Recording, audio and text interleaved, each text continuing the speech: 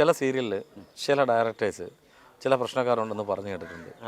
അതിലൊരു സീരിയൽ ഇപ്പം ഒരു ആർട്ടിസ്റ്റ് എനിക്ക് വേണ്ടി തന്നെ ഇൻ്റർവ്യൂ തന്നിട്ടുണ്ട്, പേര് പറയുന്നില്ല, അദ്ദേഹം പറയുകയും ചെയ്തിട്ടുണ്ട്. അതിനകത്ത് താങ്കളും ഉണ്ടായിരുന്നു അല്ലേ?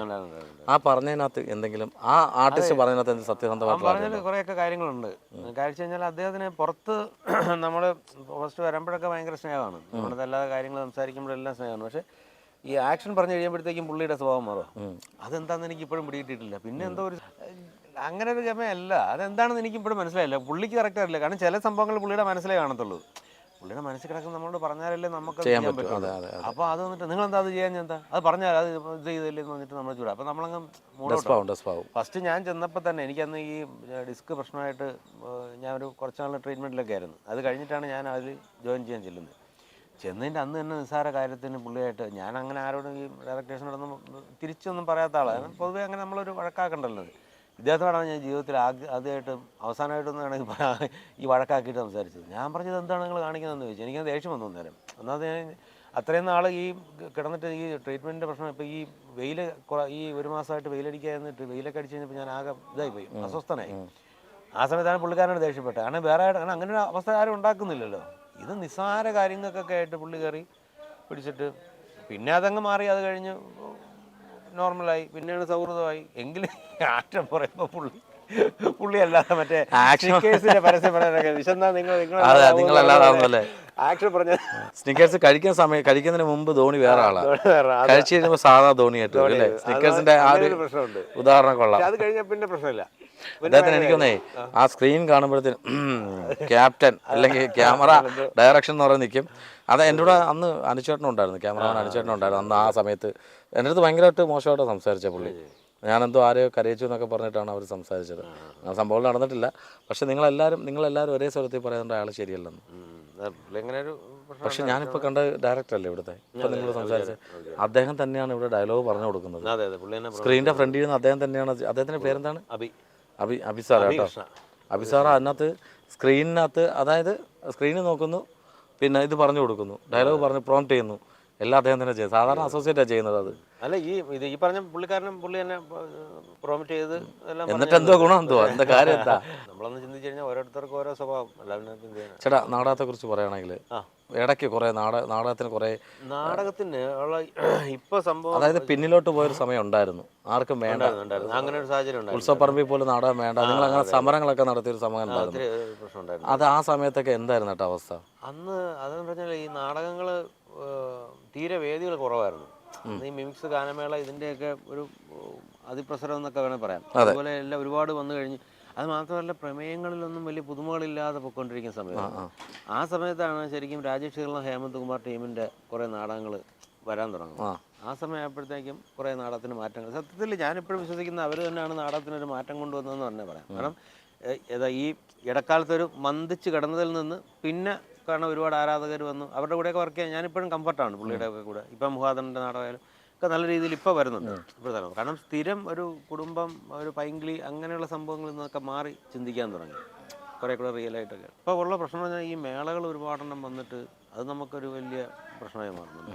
കാരണം ഓരോ സമിതിയും 10-50 നാടകങ്ങളൊക്കെ മേള കളിക്കുന്നത്. മേള കളിക്കാന്ന് പറഞ്ഞാൽ ഒരു പകുതി കാശേ ഉള്ളൂ, അത് അവർക്ക് ലാഭം. 50,000 രൂപയ്ക്ക് നാടകം ബുക്ക് ചെയ്യുന്നിടത്ത് ഇത് 15,000-20,000 രൂപയ്ക്ക് അവർക്ക് മേള വയ്ക്കാം. കാരണം ഇവർ പൊതുവേ നാടകക്കാരെ പറഞ്ഞ് തെറ്റിപ്പിച്ചിട്ടുമുണ്ട്. കാരണം മേള കളിക്കുമ്പോഴേ നമുക്ക് ഇഷ്ടംപോലെ വേദികൾ വരുള്ളൂ. അതൊക്കെ ചുമ്മാ കാണാൻ വേണ്ടിയിട്ട് നമുക്ക് ഇപ്പം ഞാൻ ഇവിടുത്തെ നമ്മുടെ ദുർഗാദേവി ക്ഷേത്രത്തിൽ ഇവിടെ ഒരു മേള നടത്തി. ഇവിടെ മേള നടത്തി കഴിഞ്ഞാൽ എനിക്ക് ഈ ചുറ്റുവട്ടത്തെങ്ങും വന്ന് ഈ നാടൻ പിന്നെ കളിക്കാൻ പറ്റത്തില്ല. കാരണം ഈ നാട്ടുകാരെല്ലാം വന്ന് നാടൻ കണ്ടു കഴിഞ്ഞു.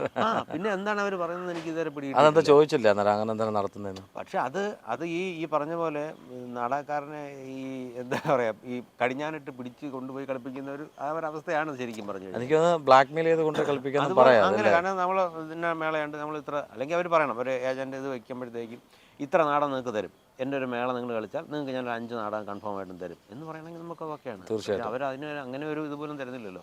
ഇപ്പം ചേട്ടനെ കാണുമ്പം സൗണ്ട് ഭീമൻ രഘു, ഫേസ് അമ്പാൻ പറഞ്ഞിട്ടുണ്ടോ? ഇല്ല, അമ്പാനായിട്ട് പറഞ്ഞിട്ടില്ല. അമ്പാൻ തന്നെ. ആണ് ആ, ഈ പിന്നെ മീശ ഇങ്ങനെ വെച്ചേക്കുന്നത്. ഇദ്ദേഹത്തെ കാണുമ്പോൾ അത് അത് പറയുമ്പോൾ പുള്ളിക്ക് ചീത്ത പേരാ എന്നെ വെച്ച് പറയുമ്പോഴേ. ഇതിപ്പം കരീംബായി എന്ന് പറഞ്ഞൊരു ക്യാരക്ടറായിരുന്നു. ഇതിപ്പോൾ നമ്മുടെ പ്രവീൺ റങ്കര പുള്ളിക്കാരനാണ് ഇതിൻ്റെ റൈറ്റർ. പുള്ളിയെ നാടകം കണ്ടിട്ടുള്ള പരിചയമാണ്. KPSC ഞാൻ കളിച്ചുകൊണ്ടിരിക്കുന്നതാണ് പുള്ളിനെ പരിചയപ്പെടുന്നത്.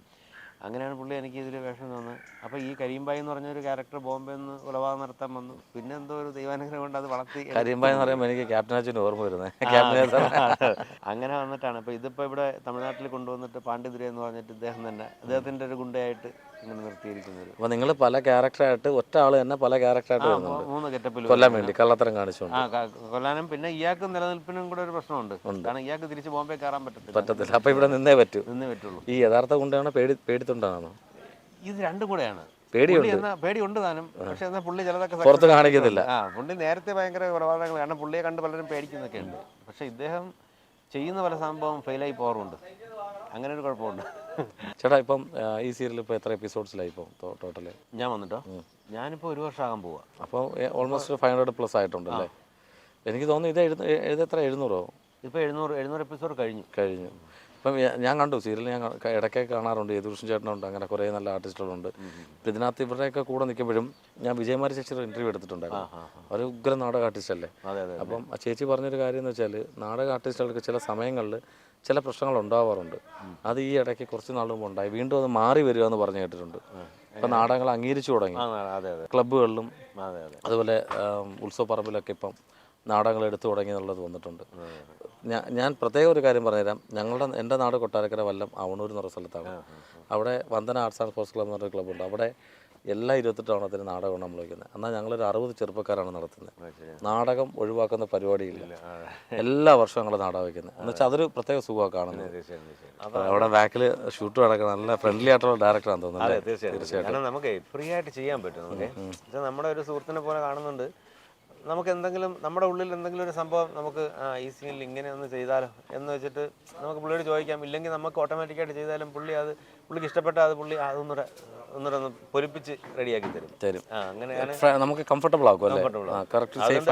ഒരു ഹാപ്പിയാണ് ഇപ്പോൾ വർക്ക് ചെയ്യാൻ വരുമ്പോഴേ. സാധാരണ ഈ മുഷിഞ്ഞ മുഖമായിട്ടിരിക്കുന്നവരടുത്ത് വരുമ്പോൾ നമുക്ക് ഭയങ്കര ബുദ്ധിമുട്ടാണല്ലോ. ഇത് പുള്ളി നല്ല നിങ്ങളെ കോസ്റ്റ്യൂം അപ്പിയറൻസ് എല്ലാം കറക്റ്റ് ഒരു തമിഴ്നാട്ടിലൊരു ചെട്ടിയാർ അല്ലെങ്കിൽ ഈ പലിശക്കൊക്കെ പൈസ കൊടുക്കുമല്ലോ, അങ്ങനെയുള്ള ആൾക്കാരുടെ ഫേസ് ഇതിനകത്ത്. ഇപ്പം എന്താണ് നിലവിൽ ഇപ്പോൾ ആരെ കൊല്ലാനാണ് വന്നിരിക്കുന്നത്? ഇപ്പോൾ കൊല്ലാനല്ല, ഇപ്പോൾ ഈ ഇവിടുത്തെ ചെട്ടിയാരെന്ന് പറഞ്ഞ ആളുടെ പുള്ളിയുടെ വലങ്കയായിട്ട് ഇങ്ങനെ കൂടിയിരിക്കുക. കാരണം പുള്ളിയുടെ കുറേ ഗുണ്ടകളെയൊക്കെ ഞാൻ അടിച്ച് നിരത്തിയതുകൊണ്ട് പുള്ളിക്ക് ഒരു കരുത്തനായ ഒരാൾ കൂടെ വേണം എന്നുള്ളതുകൊണ്ട്. നിങ്ങൾ കരുത്തൻ? നമ്മൾ പേടിയുണ്ടല്ലേ? പേടിയുണ്ട്. അതുണ്ട്. അത് നമ്മളിതൊക്കെ ഈ പുറമേ കാണിക്കുന്നില്ല. എല്ലാ കാര്യത്തിലും ഭയങ്കര പവറൊക്കെ കാണിക്കും. പക്ഷെ എന്നാൽ എല്ലാവരും വായിരിക്കുന്നതും കേൾക്കുകയും ചെയ്യുന്നുണ്ട്. അങ്ങനെ എനിക്ക് ഭയങ്കര ഇഷ്ടമുള്ളൊരു സംഭവം ഇത്. കോമഡി അത്യാവശ്യം ചെറിയ കോമഡിയൊക്കെ ചെയ്തു പോകാൻ പറ്റുന്നൊരു. അല്ല, എനിക്ക് തോന്നുന്നു ഈ ഏറ്റവും കൂടുതൽ ബലിപ്പിക്കാൻ പാടുള്ളത് കോമഡിയാണ്. ചെയ്ത് ബലിപ്പിക്കാൻ ഞാൻ ചെയ്യാൻ ശ്രമിക്കുന്നുണ്ട്. അത് ചിരിക്കുന്നുണ്ടോന്ന് അറിയത്തില്ല. അതിനി അവരുടെ വീട്ടിൽ പോയി നോക്കണം. അവർ ചിരിക്കുന്നുണ്ട് ഈ കോമഡിക്ക് ചിരിച്ചാൽ. ഒരു സീനിലെങ്കിലും ആൾക്കാർ റെസ്പോണ്ട് ചെയ്യുമ്പോൾ നമുക്കൊരു സന്തോഷമല്ലേ നമ്മൾ അഭിനയിച്ചൊരു സീനിനകത്ത്.